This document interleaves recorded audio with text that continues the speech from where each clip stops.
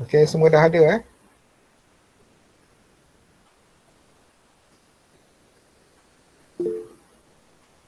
Okey, jadi kita akan sambung penerangan kita berkaitan dengan proses elektrolisis yang berlaku pada sel elektrolitik Q Okey. Jadi tadi sekarang ni dalam sel elektrolitik Q yang membezakan dengan elektrolitik P adalah elektrod yang digantikan dengan elektrod kuprum Jadi apabila menggantikan dengan elektrod kuprum so kuprum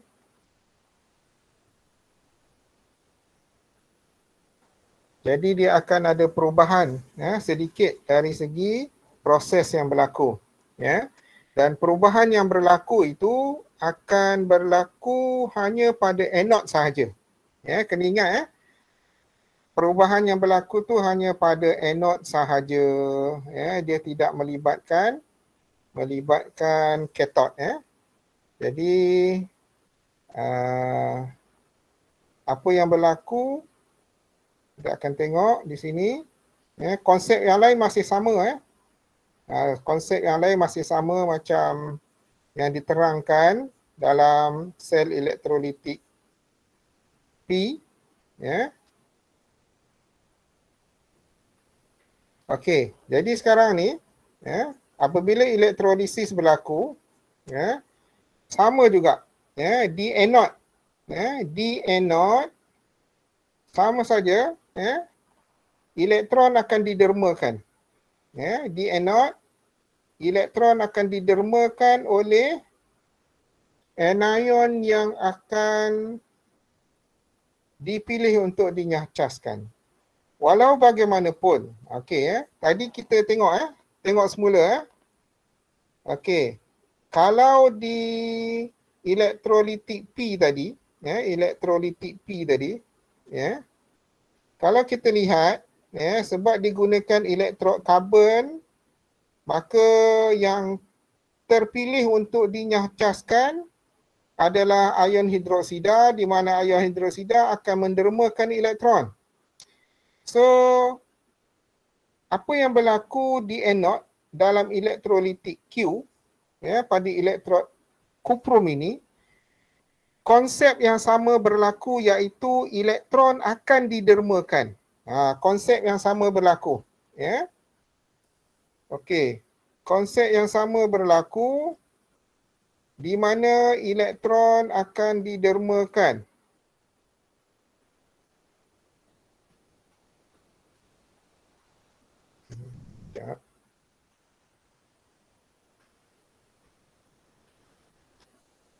Okey, di anode elektron akan didermakan, di kathod elektron akan diterima.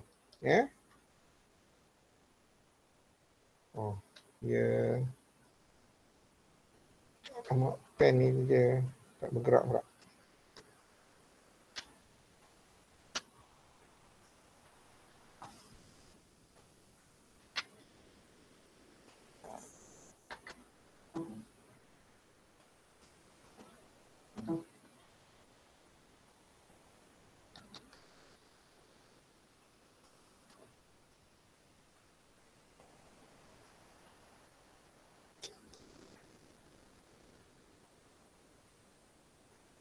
Okey, di anode ni, elektron akan didermakan dan di kathod elektron akan diterima. Jadi konsep dia sama macam yang dekat tadilah. Dalam proses elektrolisis, apa yang berlaku adalah kena ingat elektron akan didermakan di anode, manakala elektron akan diterima di kathod. Itu yang kena ingat, proses yang berlaku.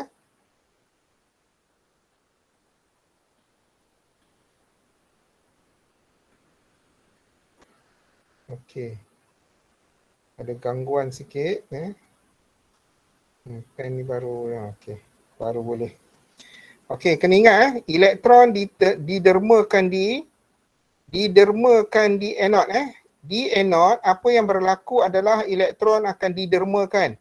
Di kathod, elektron akan diterima. Itu proses yang berlaku. Cuma sekarang ni, siapa yang menderma, siapa yang menerima.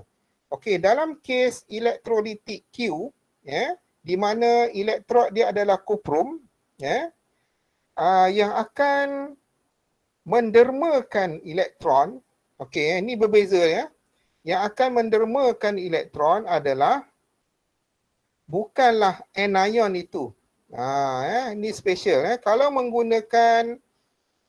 menggunakan elektrod kuprum ataupun elektrod logam, apa yang berlaku, yang akan mendermakan elektron itu adalah anode itu sendiri. Ya. Jadi yang akan mendermakan elektron adalah anode. Anode itu sendiri yang akan dermakan elektron. Dia yang akan dermakan elektron. So apabila anode iaitu kuprum, elektrod kuprum dermakan elektron, maka apa yang berlaku adalah atom kuprum tu dia akan bertukar menjadi ion kuprum. Dia akan jadi berlaku pertambahan ion kuprum di dalam larutan. Dan elektron tu pula sama, dia akan bergerak ke litar yang keluar ni. Sampailah ke kathod. Okey, sebelum kita bincang ke kathod, okey, di anode ni tadi, bila atom kuprum ni dia dermakan elektron, elektron bergerak melalui litar luar, atom tadi bertukar menjadi ion kuprum. Dan apa yang berlaku adalah bila atom tukar kepada ion kuprum, lama kelamaan kita akan nampak bahawa anode kuprum ni, elektrod kuprum ni makin lama makin terhakis. Dia semakin menipis. Apa yang diperhatikan? Berlakunya penipisan elektrod kuprum ini. Sebab apa? Sebab atom kuprum sudah bertukar menjadi ion kuprum, di mana ion kuprum tu akan larut di dalam larutan kuprum 2 sulfat. Itu yang berlaku. Jadi dalam kes di anode, konsep dia masih sama, di mana elektron akan didermakan. Cuma yang mendermakan elektron tu adalah elektrod kuprum itu sendiri, bukanlah anion. Dalam kes yang P tadi, anion yang akan dermakan elektron, iaitu ion hidroksida. Tapi untuk elektrolitik Q, sebab menggunakan elektrod yang aktif, contohnya logam, maka logam itu sendiri yang akan mendermakan elektron. Dan elektron itu akan sampai ke kathod. Di kathod, proses yang sama macam di kathod elektrolitik P tadi. Sama sahaja. Di mana elektron itu akan diterima oleh ion kuprum. Bila ion kuprum terima elektron, apa yang berlaku adalah dia akan menjadi atom kuprum pula. Dan atom kuprum tu lama kelamaan dia akan terenap dan memenuhi kathod elektrod kuprum ini. Itu yang berlaku. Jadi kita boleh lihat di sebelah anode, elektrod kuprum akan menipis. Akan menipis. Manakala di sebelah kathod, elektrod kuprum akan menebal. Jadi proses ini berlaku disebabkan oleh yang ini. Disebabkan oleh elektrod yang digunakan adalah elektrod yang aktif, iaitu elektrod logam. Okey, so jadi itulah sebab dia mengapa ada perbezaan apabila kita menggunakan elektrod yang berbeza. Okey, so sekarang kita pergi pula kepada soalan yang cikgu berikan. Ini kita bincang balik. Yang tadi cikgu dah terangkan, harapkan supaya kamu boleh ingat semula. Jadi untuk jawab soalan-soalan yang ada kat sini, rasanya dah boleh jawab lah. Jadi cikgu minta untuk kamu tengok soalan ni, kemudian cuba jawab. Okey, tengok boleh nampak Boleh nampak tak?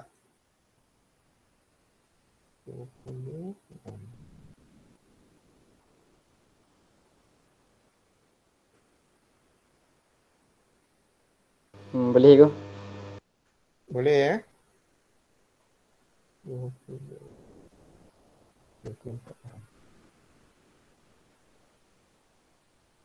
Okey, so tengok soalan ini. Okey, nombor 1 ni, rajah di bawah menunjukkan susunan radar bagi sel elektrolitik. Okey, ini adalah sel elektrolitik. Isi tempat kosong dengan jawapan yang betul. Okey, cikgu minta kamu untuk jawab.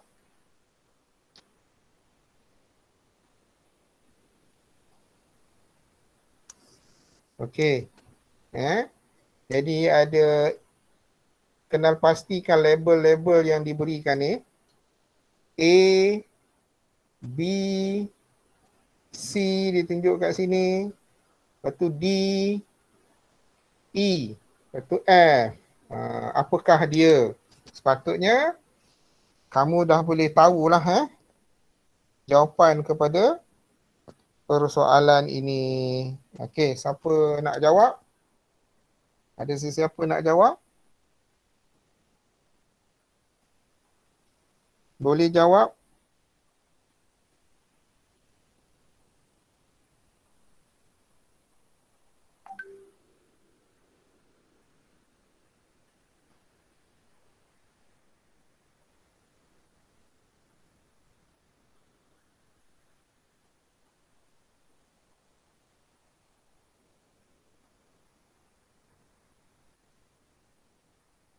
Okey, dah ada jawapan.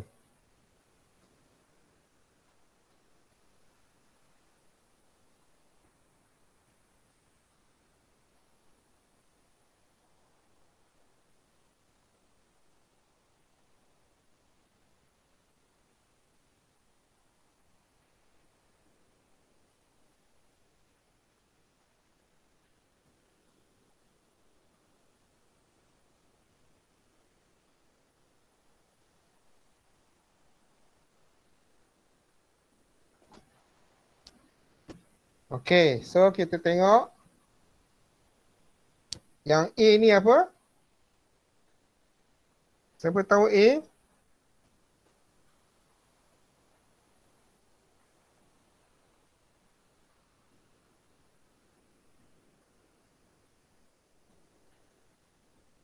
Bateri.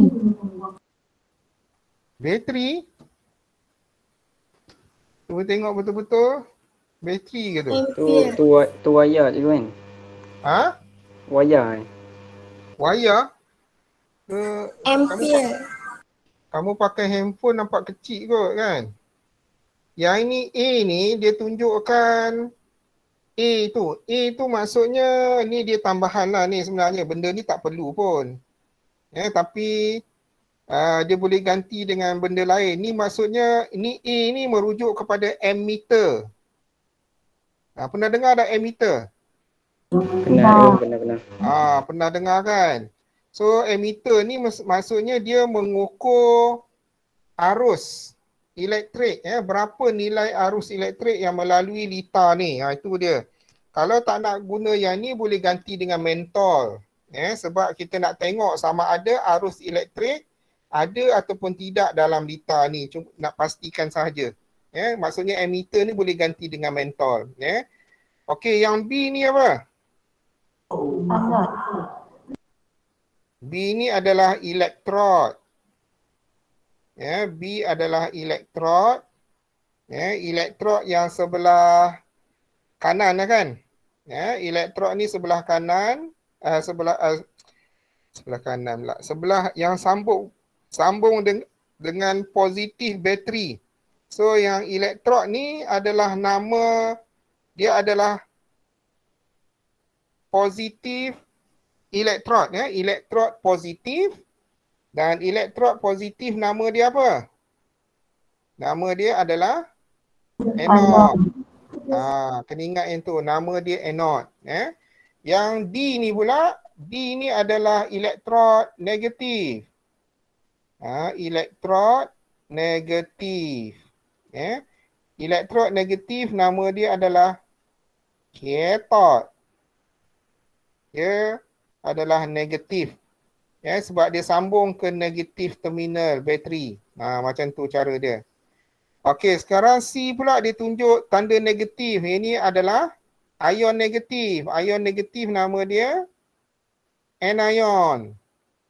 Manakala yang F ni pula dia tunjuk pada ion positif. Ion positif nama apa? Cation. Cation. Okey, kemudian E ni pula dia tunjuk dekat larutan. So larutan ini adalah kita panggil elektrolit. Ya, elektrolit. Okey, itulah komponen-komponen yang membentuk sel elektrolitik. Tolong ingat ya. Okey, soalan nombor 2. Tengok di sini. Kelaskan sebatan kimia berikut kepada elektrolit dan bukan elektrolit. Siapa boleh bagi jawapan untuk nama-nama bahan kimia yang diberikan ini? Yang mana elektrolit, yang mana bukan elektrolit? Elektrolit adalah bahan kimia dalam bentuk cecair yang boleh mengkondaksikan, boleh mengkondaksikan elektrik, boleh mengalirkan arus elektrik. Yang bukan elektrolit tak boleh lah. Jadi macam mana? Siapa tahu oksigen ni elektrolit ke bukan elektrolit? Elektrolit ke bukan elektrolit? Siapa tahu? Bukan. Bukan. Okey, so oksigen bukan elektrolit. Kemudian etanol. Tulis kat situ etanol. Etanol pun bukan elektrolit. Lagi apa? Leburan kuprum 2 klorida. Leburan.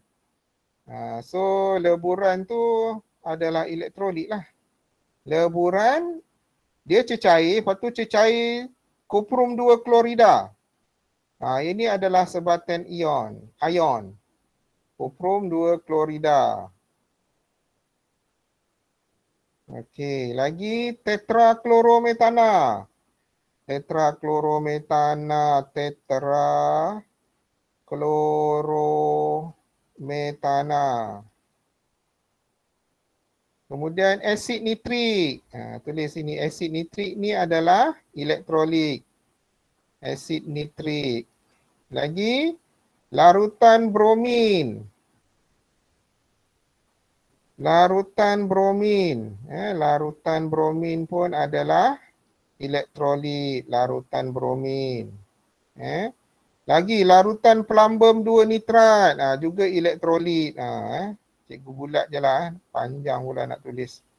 Kemudian leburan plumbum 2 bromida. Juga elektrolit. Elektrolit cikgu bulatkan.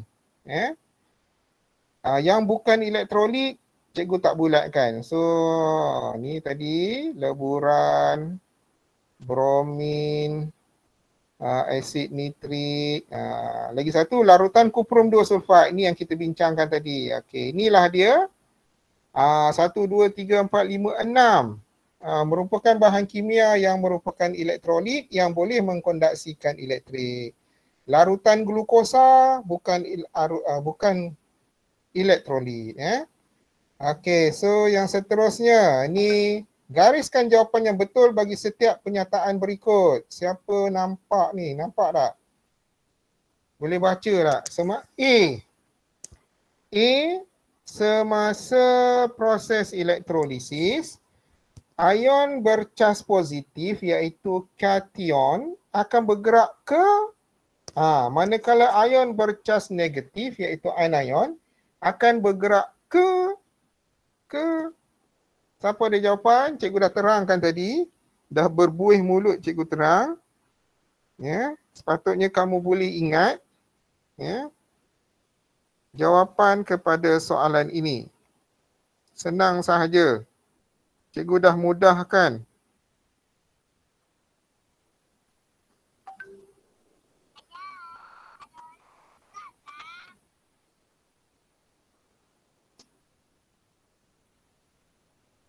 Okey, siapa ada jawapan?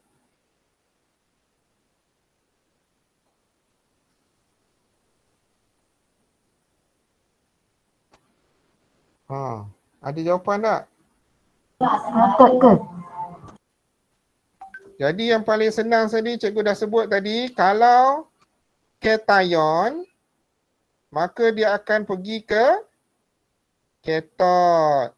Kalau anion dia akan pergi ke anode. Okey, macam tu cara dia, senang, mudah nak ingat. Ya. Cation iaitu ion positif akan bergerak ke arah cathode. Anion iaitu ion negatif akan bergerak ke arah anode. Nah, senang nak ingat. Cation ke cathode. Anion ke anode. Macam tu. Ya. B.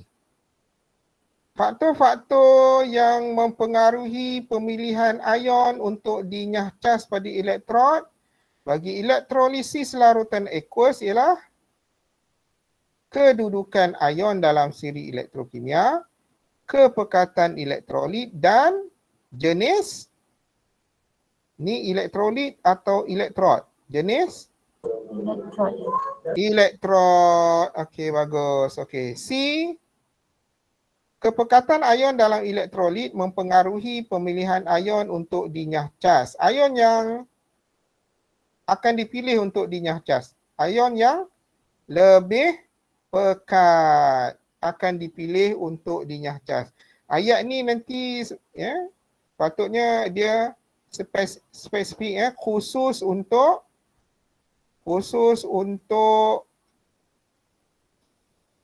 ion halida sahaja. Ion halida ni adalah daripada unsur halogen. Contohnya ion klorida, ion bromida, ion bromida dan juga ion iodida. Ini dia bromida spesifik untuk yang ini sahaja.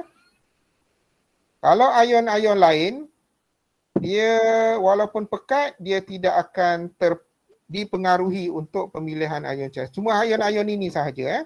Okey, D. Ion-ion yang berada di bahagian atas siri elektrokimia lebih cenderung dipilih untuk dinyah cas. Okey, yang berada di bahagian mana? Bahagian atas atau bawah? Bawah. Bahagian bawah, bagus. Jadi yang berada di bahagian bawah lah dalam siri elektrokimia akan cenderung untuk dipilih untuk dinyah cas. E. Semakin tinggi kedudukan sesuatu logam dalam siri elektrokimia, semakin tinggi kedudukan dia, atas lah maksudnya. Kedudukan atas, semakin mudah atom logam tersebut menderma atau menerima elektron. Ini dah lebih dalam sikit lah. Dia semakin tinggi kedudukan sesuatu logam dalam siri elektrokimia, maksudnya dia berada di atas lah. Betul? Jadi kalau dia berada di atas, maksudnya dia menderma atau menerima. Dia akan, kalau berada di bahagian atas, dia semakin mudah untuk menderma. Dia sebenarnya menderma untuk yang logam. Dia kalau yang logam yang berada di bawah sekali, maksudnya dia akan mudah menerima. Kalau yang atas sekali, kena ingat tadi dalam siri kation, dalam siri kation, okey. Yang bawah sekali tadi apa? Tapi ingat, yang bawah sekali, sel. Yang bawah sekali argentum, ion argentum. Lepas tu atas dia sikit ion koprom. Lepas tu ion hidrogen. Lepas tu atas lagi ion-ion logam yang lain lah, yang lebih tinggi. Jadi kalau ion logam yang berada di bawah siri elektrokimia, maksudnya dia lebih cenderung untuk dinyah caskan, dan cara dia nyah caskan adalah dengan menerima elektron. Okey, yang ni, ataupun yang ni. Okey, ni cation ni. Kalau kamu tengok, ya, semakin mudah dinyah cas. Semakin mudah dinyah cas untuk kation, maksudnya dia menerima elektron. Semakin ke bawah ion logam ni, maksudnya dia semakin mudah untuk menerima elektron. Bila dia makin mudah untuk terima elektron, maksudnya dia semakin mudah untuk dinyah caskan. Jadi soalan tadi dia tanya kalau ion tu logam itu berada di atas. Contohnya yang ini kan. So kecenderungan dia terima atau derma. So kecenderungan dia lebih cenderung mendermakan elektron. Mendermakan elektron berbanding untuk menerima. Sebab yang bawah ni cenderung menerima. Yang atas ni pula cenderung menderma. Kalau bagi logam-logam Jadi itulah kedudukan dia di dalam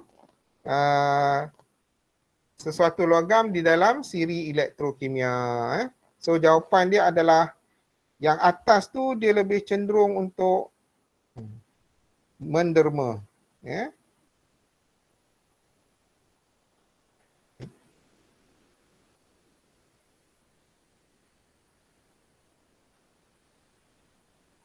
Okey, so ni jawapan dia. So kita tengok pula yang keempat. Ramalkan hasil elektrolisis bagi sebatan lebur di anod dan katod. Ni banyaklah pula kerja nak kena buat. So sekarang ni dalam elektrolisis, anod dan katod dia nak tahu apa hasil dia kalau bahan ini digunakan. Maksudnya larutan ataupun leburan ini. Yang A ni, kalau leburan kalium oksida, apa hasil dia? Dia nak tanya hasil. Jadi kalau kita nak tahu hasil, kita kena tahulah ion apa yang dinyah caskan. Jadi kalau kita tengok dekat sini, kalium oksida. Ni leburan. Jadi kalau leburan, dia hanya ada ion kalium K+, dan juga ion oksida O2 negatif. Ini je ion yang ada sebab leburan. So ion kalium dan ion oksida. Jadi kalau di anode, hasil dia kalau oksida ni, hasil dia adalah gas oksigen. Gas oksigen. Ini kalau dah mahir macam cikgu terangkan tadi macam mana dia akan dinyah caskan, siapa yang terpilih. Okey, itu tanya hasil dia. Jadi maksudnya kalau dah mahir terus boleh buat. Belah sini pula, belah katod ni pula yang akan terpilih adalah yang terpilih adalah ion kalium. Ion kalium tu akan menghasilkan logam kalium. Dia akan menghasilkan logam kalium yang terenap di permukaan elektrod. Kat sini dia tak bagi tahu elektrod apa. Dia tak bagi elektrod tu jenis apa. Kita anggap dia elektrod ni je lah, senang. Elektrod karbon. Tapi elektrod lain pun dekat katod sama sajalah. Dekat anode pun kalau guna dia masih lagi sebab ni leburan dia tidak ada campuran bahan lain. Okey, ni leburan kalsium klorida pun sama juga. So kamu boleh buat yang ini, cuba berdasarkan ni leburan natrium iodida. So ion apa yang hadir? Kalau kalsium, ion kalsium, tengok pada ni tengok pada ni ion kalsium, ni simbol dia. Tadi ion kalium. Okey. Ni natrium.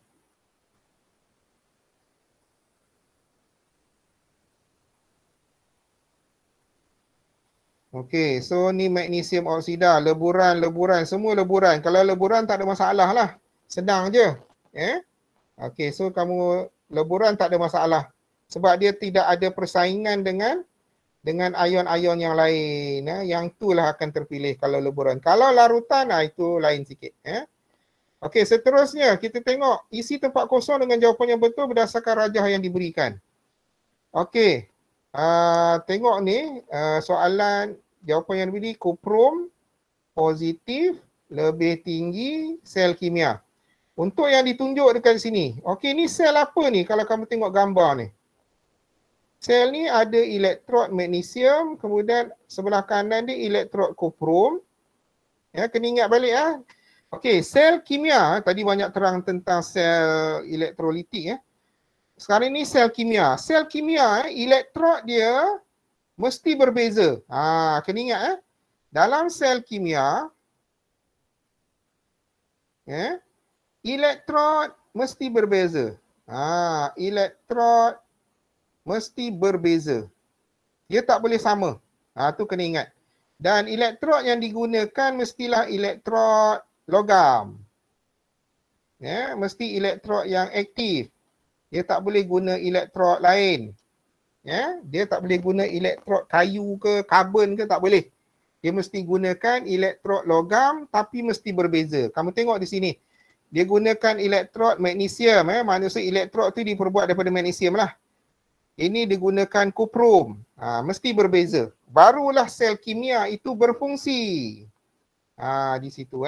Okey, kemudian direndamkan di dalam larutan yang mengandungi salah satu daripada elektrod tu. Contohnya sekarang ni direndamkan dalam larutan koprom 2 sulfat. Sebab ada elektrod koprom, so rendam dalam koprom 2 sulfat. Okey. So sekarang ni apa yang berlaku di dalam sel kimia?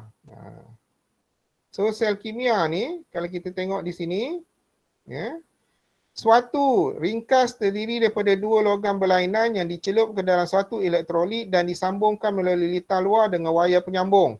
Magnesium merupakan logam yang berada dalam siri elektrokimia akan bertindak sebagai terminal negatif dan sel kimia ringkas manakala merupakan logam yang berada lebih rendah dalam siri elektrokimia akan bertindak sebagai terminal. Okey. Okey, dalam sel kimia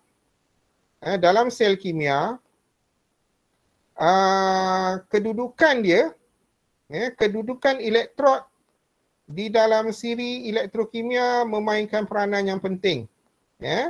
Ini ion kita tengok yang sel kimia, sel kimia ni sebab baru minggu lepas, mungkin kamu pun dah tak ingat penerangan dia. Sel kimia ni dia tak banyak diterangkan tapi penting untuk kamu tahu.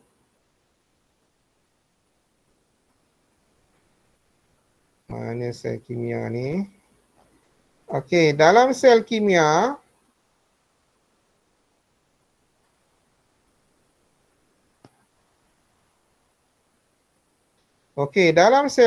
ni contoh dia.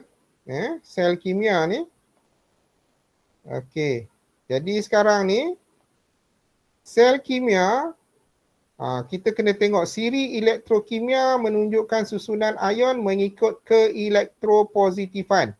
Okey, dia siri elektrokimia ni masih lagi susunan secara ni ion tapi dia menunjuk ke arah atas.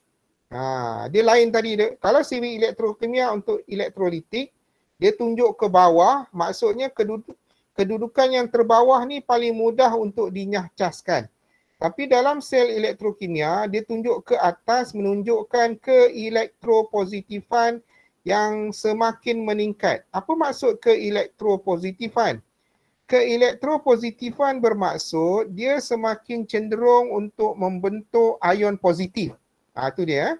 Jadi maksudnya kedudukannya lebih tinggi dalam siri elektrokimia ni bermaksud dia lebih mudah untuk menjadi ion positif. Ion positif ni inilah ion-ion ni. Maksudnya kalau kedudukan paling tinggi, contohnya ion kalium. Ion kalium ni kalau dia ada logam kalium, maka dia akan cepat untuk menjadi ion kalium. Macam tu. Jadi dalam kes ini keelektropositifan ni bermaksud keupayaan atau kecenderungan sesuatu untuk menjadi ion positif. So dalam kes ini antara magnesium dengan koprom, yang mana paling mudah untuk menjadi ion positif? Yang mana paling mudah? Ya, kalau kita tengok yang mana paling mudah untuk jadi ion positif, so kita tengok semakin ke atas, semakin meningkat, semakin mudah untuk dia menjadi ion positif. So antara magnesium ni dan juga kuprum. Kuprum mana? Kuprum ni. So magnesium lebih tinggi kedudukan dia.